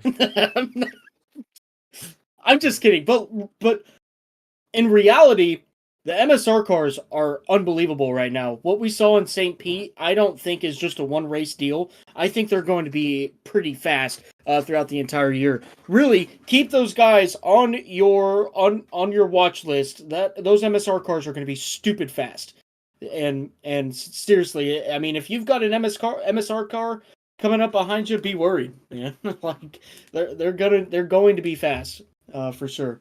But of course, my favorite, I mean, we're going hello Pelot all day because we're looking at the future three in a row IndyCar champion, 4-time IndyCar 4 champion. out of 5. Yeah. And yep, 4 out of 5. And kicked off at St. Pete, and we're continuing on here at Thermal, baby. Come on. So, and then my dark horse, I'm still on that train, baby. I'm still hoping for it. I sincerely think this man has a pipeline to Penske here in the coming years whenever Power decides to retire. I think that David Malukas can have a great weekend here. Unfortunately, driving for Foyt, unfortunately, lost their best engineer, probably best engineer in all of IndyCar over the offseason. So, we'll see. I don't have high hopes, but it is Malukas. Malukas is an incredible talent. So I'm excited to see what he could do with Thermal. That's a great pick. He had a decent run going at St. Pete too until the Yeah. strategy kind of flipped on him there at the end. But I like that. I think it's gonna be a great race, man. I'm excited. It got a points race at Thermal Club. I think the track is just. I think the what broadcast the track is gonna look freaking beautiful, man. Last year, dude, I was kind of skeptical. It's a private club, right? So there's a lot of rich people, but the atmosphere there looked like they were having a great time. I think this is a great add to the IndyCar calendar, and I'm excited to see how this works out with a points race, a full strategy length race. If you remember last year, remember the RL cars started that whole George the Traveling Gas Man meme all started last year from that Thermal Club All-Star race. So we'll see if RL figures out how to put fuel in it because we're going a lot longer than we did last year. All right, next up is the Cup Series race, the Straight Talk Wireless 400 at Homestead. I think it's a bounce back race. I think Vegas, I think we said it earlier, I think it was an outlier. I just don't think it's a representative of how good Bell is. I think they just had a bad race. I think Bell returns back to victory lane, claims 4 out of 6 of the opening rounds, and continues his championship pursuit with no flaws and no disruptions. Christopher Bell is on another level this year, and he continues it here at Homestead. My dark horse, I'm going to go with Gregson. I usually would go Hosen Karsavar, but I'm going to go Gregson this weekend. I'm really impressed with the speed that those front row guys have had. We talked about it with the Vegas review. They just got to finish some fucking races, man. And I think they could have contention to win some races, get some top 10s. I mean, Gregson was running 9th, I think, or 8th before he had that issue at the end of Vegas. I think Gregson, this is a good track for him. I think Gregson's going to be a top 10 contender at the end of this race. Yeah, I agree with Bell. Look, it's championship year for him. He's going to win the championship. Been saying this for months now. I really don't have to explain anything more on that. It's Bell. Bell is that guy. For my dark horse, I went back and forth between two drivers. I don't know. I'm just kind of worried about, well, they're both in the same boat. You know what? I'm going to switch it up. I'm going to go Ryan Preece for my dark horse. I mean, he's outperforming his teammates, kind of like how Hosen Karsavar's doing. Kind of wearing the back brace right now for both of those drivers, wearing the back brace for their teams. So, you know, for pretty much the opening rounds this year, I've been choosing Hosen Karsavar. I'm going to switch it up. I'm going to go Ryan Preece. Alrighty. Those are some good picks. That's going to be a good race. I think it's going to be a very good race. I think Homestead's probably the best track besides maybe Vegas and Kansas. I mean, how many loose wheels do we see? That's going to be the big question. How many pit road penalties early in the season? It's going to be interesting to see how this race plays out. Working the outside, working the bottom. It's going to be a fun race to watch. All right. Fantasy for NASCAR this weekend. I'm going to go Larson. I just got to use him because I'm going to run out of uses on the other guys that I want to take. So I'm going to use him this week. I'm going to take Barry again. Same reason. I don't want to use up Bell too much early in the season. And Barry's kind of on a heater right now. I'm going to just kind of ride that momentum wave. I'm going to take Byron. I should kind of swap him out, but I'm going to kind of week by week swap him and Bell out for the rest of the season because I don't want to keep using them because I only have 10 uses. I'm going to take Blaney, and then I'm going to also take Reddick as well this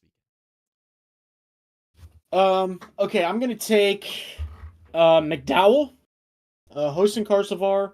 I'm going to take Denny Hamlin. I'm going to take Hung Money, and I'm going to take Red Dick. Hell yeah. All right. Yeah, okay. And now matchups. We got Barry versus Keselowski. I'm going to take Barry just because he's shown speed at the beginning of this year, and Keselowski has just been absolute dog water. I don't know what's going on with Keselowski. I just can't trust him right now to take him in this matchup. Yeah, I mean, I feel the same way. I mean, I don't know, man. I don't believe in that win at Vegas, dude. I don't believe in it. I don't. And it's hard to believe. I feel like, I don't know. I feel like Keselowski does have the upper advantage here. The worrying part is that he's on a milk carton now. Where's he going? You know? So, I don't know. I feel like either way, you can make an argument for any one of these drivers, but I'm going to differentiate from Jay here. I'm going to take Brad Keselowski. Alrighty. Next one is Red Dick and Hung Money. I'm gonna go with Red Dick over Hung Money. I mean that's just same. Same. I don't think we need to explain either. No, not at all. Next one is this is a good one because I kind of went back and forth on this one. We got Hosen Karsovar versus the Dinger. Um, I I want to take Allmendinger so bad in this matchup, dude. I really do because this is a great track for him. His track record in the Xfinity Series at Homestead was great. His track record in the Cup Series at Homestead's been great. But right now, dude, if I'm gonna take Colleague versus Spire, particularly the best two cars from each of those organizations right now, I'm gonna take the 77. I just have a little bit more confidence in Hosen Karsovar right Yeah, same. I don't. I don't know why AJ Allmendinger went cup racing again with Colleague. now. I don't. I don't understand it. I don't get it. You're not going to get anything out of it except maybe a little bit more money. Is he looking to retire? I mean, that's one thing, but like if you're a racer, you want to win, you're in it for the competition. Why would you go back? It makes no sense to me. Which is the precursor of I don't believe in his season this year. I don't believe in it. And I just think Hosen Karsovar is going to be the better driver this year. So I'm choosing Hosen Karsovar. Alrighty. Next one is Blaney versus Hamlin, and I'm gonna take Blaney just because he's shown way more speed than Hamlin has this year.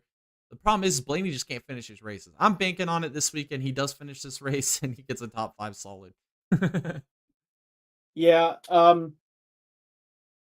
The only reason I'm going to choose Hamlin, the only reason why I do is he's historically faster. That's That's true. it. That's a good pick. That's a good reason. All right. Those are our fantasy picks for this weekend's races at Homestead. I think that pretty much does it for this podcast. We've gone for damn near 2 hours, guys. I knew it was going to happen. That's why we started just a few minutes earlier than we normally do because I knew we were going to be here for a while. We had an amazing weekend of racing. Probably the best ever. I mean, honestly, I enjoyed the hell out of this weekend. The F1 race on just basically made the whole weekend on top of a great Sebring race as well.